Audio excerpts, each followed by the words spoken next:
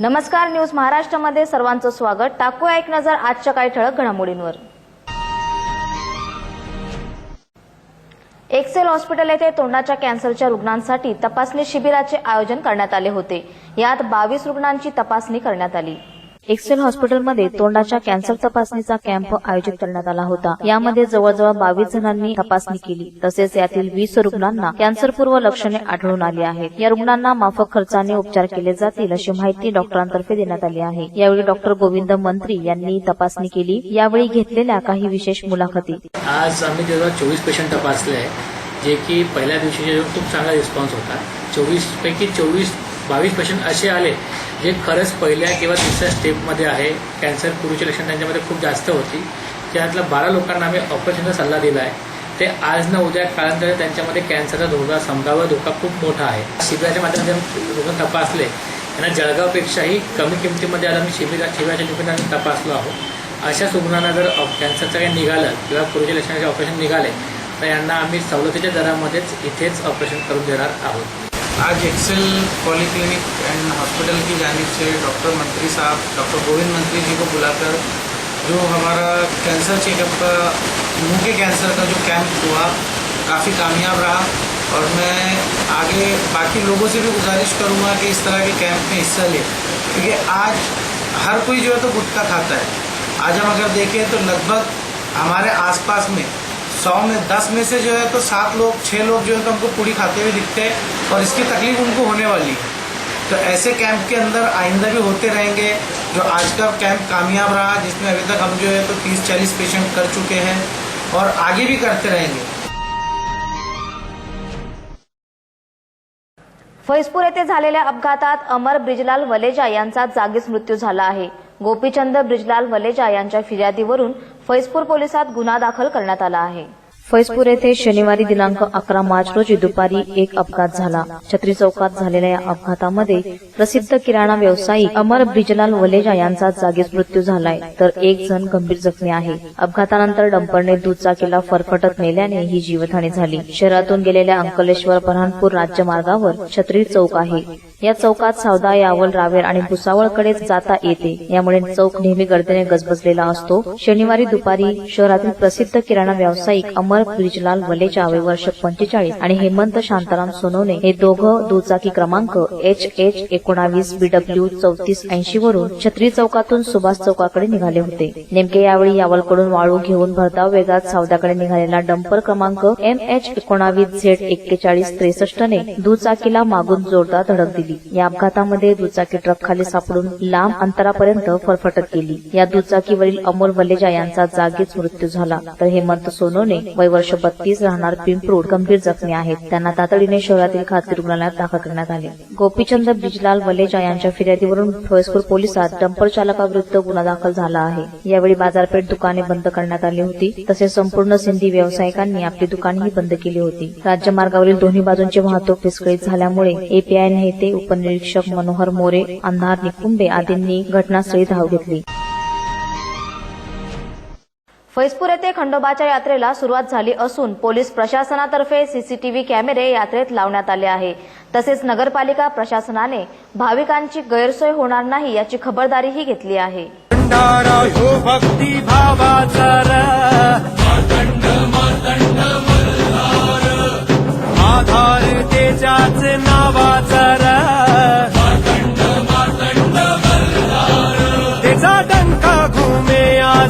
फैजपूर येथील खानदेशची प्रति जेजुरी म्हणून सर्वत्र परिचित असलेल्या खंडोबा देवस्थानाची यात्रा 12 मार्च पासून सुरू झाली आहे। 3 दिवस भरणार ही यात्रा फाल्गुन पौर्णिमा म्हणजेच होळीपासून सुरू होते। ही यात्रा केवळ खानदेशातच नव्हे तर राज्य व देशभरात प्रसिद्ध आहे। यात्रेनिमित्त देवस्थान, पोलीस व पालिका प्रशासनाने भाविकांसाठी खबरदारी घेतली आहे। काळानुरूप यात्रेचे स्वरूप सुद्धा बदलले आहे। या देवस्थानाबद्दल अनेक आख्यायिका आहेत। पोलीस प्रशासनाने यात्रोत्सव सुरळीत पार पडावा यासाठी यात्रा परिसरात विविध ठिकाणी सीसीटीव्ही कॅमेरे बसवले आहेत। तसेच पालिका प्रशासनानेही भाविकांची गैरसोय होणार नाही याची खबरदारी घेतली आहे।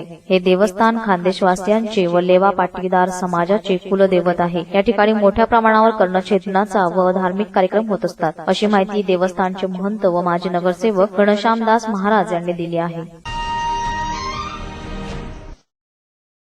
मुंबई गोवा महामार्गावर झालेल्या अपघातात 3 ठार तर 2 जण गंभीर जखमी झाले आहे. या गंभीर रुग्णांवर रुग्णालयात उपचार सुरू आहेत. मुंबई गोवा महामार्गावर अपघात झाला आहे. कळंबणी येथे हा भीषण अपघात झाला असून यात 3 ठार आणि 2 गंभीर जखमी झाले आहेत.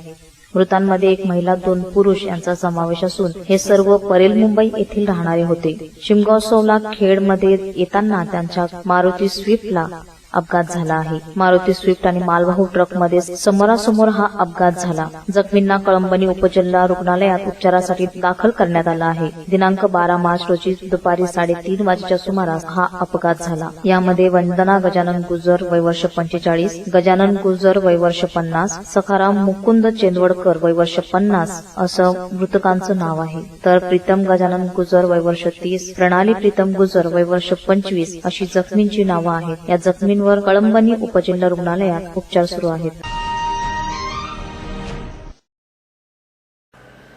राज्यात उन्हाळा वाढत असताना मात्र महाबळेश्वर थंडीने गारठू लागलं आहे. महाराष्ट्राचे मिनी काश्मीर म्हणून ओळखल्या जाणाऱ्या महाबळेश्वरचे तापमान 0°C पेक्षा कमी झालं आहे. राज्यात उन्हाळा वाढत असताना मात्र महाबळेश्वर थंडीने गारठू लागले आहे. यामुळे चक्क मार्च महिन्यात सुद्धा या ठिकाणी हिमकण झाल्याचे पाहायला मिळाले. महाराष्ट्राचे मिनी काश्मीर म्हणून ओळखल्या जाणाऱ्या महाबळेश्वरचा पारा गेल्या 3 ते 4 दिवसांपासून कमी झाला आहे. यामुळे वेण्णा लेक आणि लिंगमाळा परिसरात दवबिंदू गोठल्याचे पाहायला मिळाले. गेल्या 2 दिवसांपासून महाबळेश्वरमध्ये कडाक्याची थंडी पडत आहे. महाबळेश्वरचे तापमान जरी 9°C दाखवत असले तरी महाबळेश्वरच्या वेण्णा लेक आणि लिंगमाळा परिसरात मात्र हे तापमान 0°C पेक्षा कमी झाल्याचं पाहायला मिळालं. यामुळे या भागात दवबिंदू गोठल्याने पांढरी चादरच पसरल्याचे पाहायला मिळाले. गुलाबी थंडी आणि बर्फाचा आनंद काश्मीरला जाऊन घेता येत नसेल तर महाबळेश्वरला तो आनंद लोकांना नक्की घेता येऊ शकतो. भुसावळ शहरातील जिनिया स्कूल येथे होळीच्या पावन पर्वावर रंग भरण्याची स्पर्धा आयोजित करण्यात आली होती. यात विद्यार्थ्यांनी उत्स्फूर्तपणे सहभाग नोंदविला आहे. देखो इन्हें ये है ओस की बूंदें, पत्तों की गोद में आसमां से कूदे, अंगड़ाई ले फिर करवट बदल कर, नाजुक से मोती हंस दे फिसल कर, खो न जाए ये तारे ज़मीं पर।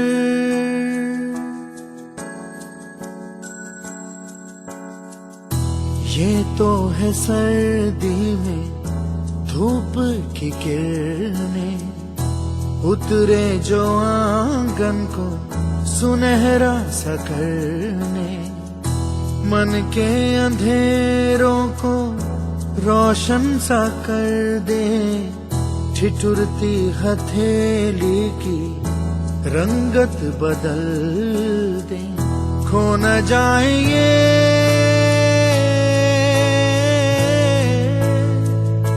तारे ज़मीं पर। ऑनरेबल क्लेमेंट ज्युनियर स्कूलमध्ये लहान चिमुकल्या मुलांसाठी रंगभरणा स्पर्धेचे आयोजन करण्यात आले होते. या स्पर्धेत असंख्य विद्यार्थ्यांनी सहभाग घेतला होता. विद्यार्थ्यांनी चित्र काढणे, रंग भरणे या स्पर्धेत आपला उत्स्फूर्त प्रतिसाद नोंदविला. विशेष म्हणजे होळी या रंगाच्या उत्सवानिमित्त या चित्रभरणा स्पर्धेचं आयोजन करण्यात आलं होतं. लहान मुलांच्या मनातील विचार हे चित्राद्वारे समोर यावे अशा या रंगभरणा स्पर्धेचा उद्देश होता. यावेळी घेतलेल्या काही विशेष मुलाखती. आज क्लाइमेट स्कूल में ड्राइंग कंपटीशन रखा था, कलर फिलिंग कंपटीशन 2 साल से 5 साल के बच्चों के बीच अंतर में। इसमें हमारी ये सोच थी कि जो बच्चे ड्राइंग सोचते उसको पेपर पे उतारने की हमारी कोशिश थी और काफी बच्चों ने पार्टिसिपेट किया इसमें। जैसे बिना मतलब का प्यारा रिश्ता हो कोई, ये तो आशा की लहर है, ये तो उम्मीद की सहर है, खुशियों की लहर है, खो न जाए ये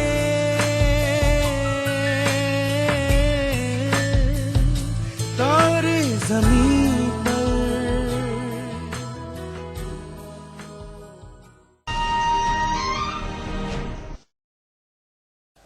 आता भेटूया अल्पशा विश्रांतीनंतर. जागृत नागरिक सुरक्षित शहर. आपल्या आसपास होणाऱ्या सर्व घडामोडी कैद करा आपल्या अँड्रॉइड मोबाईल मध्ये आणि पाठवा आम्हाला. आम्ही आपल्या सर्व घडामोडी आमच्या न्यूज महाराष्ट्राच्या बुलेटिन मध्ये फ्लॅश करू. सोबत पाठवा आपले नाव आणि परिसराचे नाव. आमचा व्हॉट्सअप क्रमांक आहे 9890952148, 9371193312 आणि 9421081786 न्यूज महाराष्ट्र सदैव आपल्या सोबत. रहा कनेक्टेड न्यूज महाराष्ट्राशी केव्हाही कुठेही. युट्यूबवर सबस्क्राईब करा न्यूज महाराष्ट्र या पेजला आणि पाहत राहा न्यूज महाराष्ट्राच्या घडामोडी. न्यूज महाराष्ट्र सदैव आपल्या सोबत. छत्तीसगडमध्ये झालेल्या हल्ल्यात भंडारा जिल्ह्यातील मंगेश बालपांडे हे शहीद झाले आहे. त्यांच्यावर शासकीय इतमामात अंत्यसंस्कार करण्यात आले. छत्तीसगड येथे झालेल्या हल्ल्यात भंडारा जिल्ह्यातील मंगेश घनश्यामजी बालपांडे वय वर्ष 35 हे शहीद झाले आहेत. भंडारा जिल्ह्यातील तुमसर तालुक्यात राहणारे मंगेश बालपांडे हे 2012 मध्ये केंद्रीय राखीव दलात रुजू झाले होते. त्यांच्या मागे पत्नी, 10 महिन्याचा मुलगा आणि 4 वर्षाची मुलगी आहे. त्यांना आई वडील नाहीत. मागील महिन्याच्या 28 तारखेला सुट्ट्या संपवून ते कामावर परत रुजू झाले होते.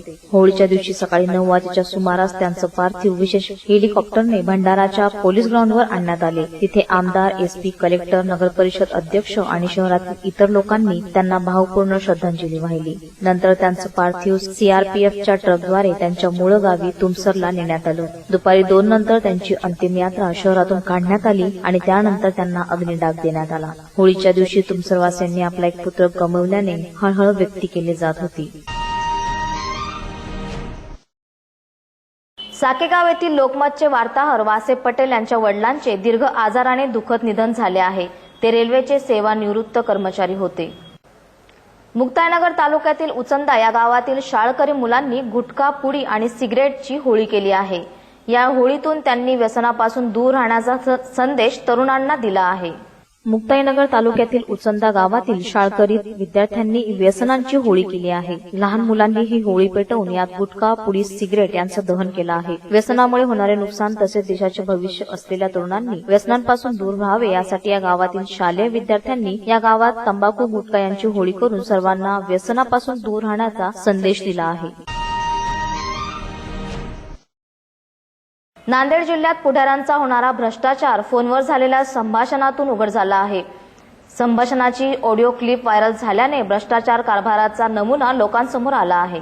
या संभाषणात भ्रष्टाचाराचा नांदेडचा नमुना कसा तो उघड झाला आहे. दिलीप पाटील बेटमोगरेकर सीईओ केंद्रे यांना दलित वस्तीच्या काही कामात फेरबदल करण्यासाठी सुचवत आहेत. यातून आपल्या दोघांचाही कसा फायदा होईल हेही बेटमोगरेकर केंद्रे यांना पटवून देत आहेत. इतकंच नाही तर अशोक चव्हाण यांच्या मतदारसंघात जास्त कामे देऊन यांची या प्रकाराला मान्यता मिळवतो असंही बेटमोगरेकर म्हणतायत. फोनच्या या व्हायरल झालेल्या क्लिपमुळे नांदेड जिल्हा परिषदेच्या भ्रष्ट कारभाराचा नमुना लोकांसमोर आला आहे आणि सर्वत्र याची चर्चा सध्या होत आहे. साहेब अभिनंदन. आभारी साहेब, आभारी. काय चाललंय? मग काय अध्यक्ष पदाचं बघा आता का. चालू आहे वरून हिंद दिली बघत काय आता होते म्हणे काही अवघड नाही ना काही. काय अडचण नाही. कुठे साहेब? घरी आहे साहेब. मी तुम्हाला लावला त्या ह्याच्यामध्ये फोन त्या काल बी लागणार तुमचा फोन आणि आज बी लावला पण मला लागला नाही का. रिंग वाजली आज.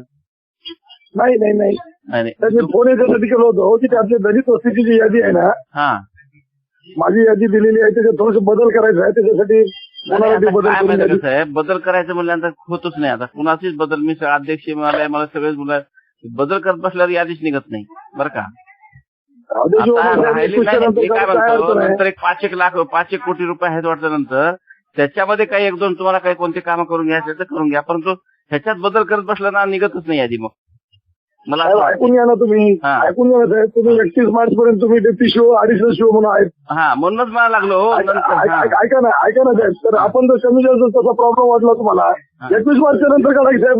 8-15 दिवस तुमच्या हातात आहे काढायचं. काय फरक पडला? कुठं जुन्या भानगडी करत बसून नवीन काहीतरी घालतो आपण बसून. नाही प्रत्येक जण ते बरोबर होणार ना. प्रत्येक जण आता बदल करा. प्रत्येकाची प्रायोरिटी बदलली आता निवडणुकीमुळे. ते होणारच नाही ते असं झालं तर. ऐकून घ्या ना साहेब. जाऊ द्या की हे बॉडी गेल्यावर जाऊन हॉन टाकून देऊ. काय 21-22 तारखेला हॉन टाकून देऊ. काय तुम्ही आम्ही सर आता तो कोण ते नवीन आलेले अजून काही ते काही बॉडी पूर्ण फॉर्म होत नाही. आदेशाला सगळे समाज कल्याण सगळे अधिकार राहतात. तिथे काही अडचण नाही. मागेला ठराव हॉन टाकून देऊ. तुम्ही काही आम्ही काही करू काय ते गोळ बघा. आता काय तुम्ही बघा बुवा काय तुम्ही जाऊ द्या, तुम्हाला तुमचाही फायदा होते, आमचाही होते त्याच्यामध्ये. ते असं घोळाघोळामध्ये राहून जाईल तसंच ना बाकी काय ना कसं राहील साहेब, मला 22 तारखेला दणका देऊन टाकून द्यायचं. तुमच्या 30च्या नंतर ते सगळे सदस्य बिदस्याचे करायला येतात. तुम्हाला आता कोणी होतो लागेल. सगळ्यांच्या सह्या व्हावं लागेल ना ते समितीच्या, समाज कल्याण समिती हे ते भानगडी कुठं समितीचं ठराव बिराव सगळं झालेलाच आहे किंवा सगळं. हा विषय कसा आहे, 22 तारखेला समाज कल्याणचा सभापती म्हणून जे अधिकार राहते अध्यक्षाकडे हाण टाकून देऊ. त्याला काय त्याला कोण विचारलं अशोकराव साहेबांच्या मतदारसंघाला देऊ त्याच्या मनासारखं. बाकी थोडं आमदारला कोणाचं काय बघायचं बघून घेऊ तर हाण टाकू. बघा बघा आपण बसू. पहिली यादी काढावी असं मला वाटते बरं का. नाही ऐका साहेब, आपण सोमवारी बसू. तुम्ही गडबड करू नका. प्रत्येकाची इंटरेस्ट वेगळे प्रत्येकाचे राहतात. आपलं कर्तव्य म्हणजे माझं कर्तव्य एवढंच आहे किंवा ती काढून वेळेवर काढणे. आता दुसरं राहिलेले जे निधी आहे ना, सगळा निधी काही केलेला नाही आपण. राहिलेल्या निधीमध्ये सुद्धा ते काही करू शकतो आपण करायचं. नाही साहेब ऐका, तुम्ही सोमवारी बसूच, गडबड करू नका. सोमवारी मी येतो, बसूत आपण साहेब. बसून मार्ग काढू की काहीतरी. एक 8-10 दिवस येणं टाइमपास करून पुन्हा काढून टाकून देऊ. काय जाता आता तुमचा बी फायदा ना आमचाही फायदा होतोय. बघा बाबा योग्य वाटेल ते करा. माझं आमचं तर काय नोकरी काय हरकत नाही. मी ते सगळं वरच्या लेवलला सगळ्याला बोलून रस्ती आमची खुश ठेवून सगळं करून टाकून देऊ. काय अडचण आहे ना. आणि टाकू तुला साहेबाला तू आखरीला खुश करून टाकू. त्याच्या मतदारसंघातले सगळे देऊन टाकू. बाकी सगळे कमी जास्त करून आणि टाकून देऊ. त्याला एका दिवसातून रात्री यादी तयार करता येतो. आम्ही 2 तासात यादी तयार करत गेले. यादीला किती वेळा बोलाले. ते शिवसेना बीजेपी वाले काय म्हणत नाही का, तुम्हाला फोन आला होता आष्टीकरांचा. मीटिंग चालू आहे म्हणे, आम्ही कमिशनरकडे जाणार आहेत आणि यांना नैतिक अधिकार नाही हे बरं का, आणि हे करून आम्ही मंजूर करू देणार नाही, अमुक नाही. तसा फोन आलता मला द्यायचा. मी म्हणलं नाही सगळ्याला ऍडजस्ट करून देतो मी. तुम्हाला दोन्ही आमदाराचे फोन लावायला होतो बस, हेमंत आणि आष्टीकरता. मी करतो व्यवस्थित. थोडं सोमवारी आपण बसू दे 15 मिनिटं. मी येतो तुमच्याकडे, नंतर बसू साहेब आपण. ठीक आहे. बघा ते बोला आहे ना स्वप्नीलला वगैरे. हो काय हरकत नाही. महाराष्ट्रातील बुलढाणा जिल्ह्यातील धार्मिक स्थळ सैलानीतील होळी ही भारतातील सर्वात मोठी होळी म्हणून ओळखली जाते. या होळीमध्ये हिंदू मुस्लिम एकतेचं मोठं प्रतीक पाहायला मिळत आहे.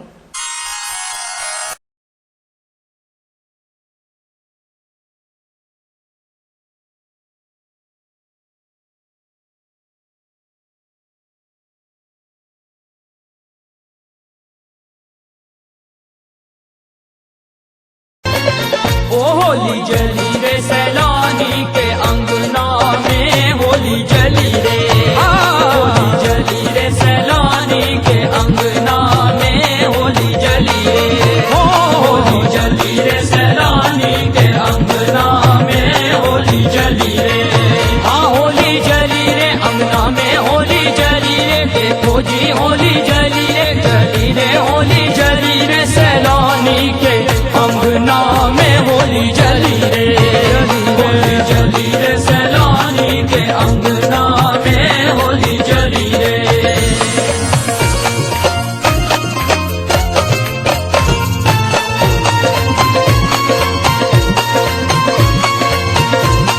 भारतातली सर्वात मोठी होळी म्हणून सैलानीची होळी प्रसिद्ध आहे. होळीचा पर्व साजरा करण्यासाठी संपूर्ण भारतभरातून भाविक येथे येत असतात. या होळीला इतर होळीपेक्षा धार्मिकदृष्ट्या अनन्यसाधारण महत्त्व आहे. या ठिकाणी होळी ही कोणत्याही प्रकारच्या निसर्गाचा नाश न होता जुने कपडे, नारळ, लिंबू याने पेटवली जाते. भूतबाधा असलेल्या व्यक्तींच्या अंगातील कपडे या होळीत जाळल्याने त्यांची भूतबाधा दूर होते अशी भाविकांची मान्यता आहे. होळी हा सण प्रामुख्याने हिंदू बांधव साजरा करतात, परंतु सैलानीची होळी ही हिंदू मुस्लिम एकतेचं मोठं प्रतीक आहे असं म्हणता येईल.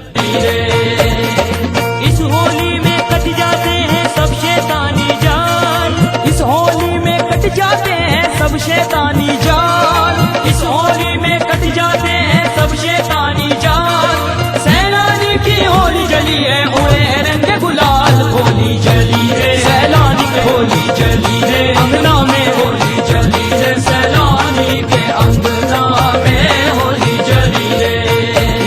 नगर की ऋतु है सुहानी,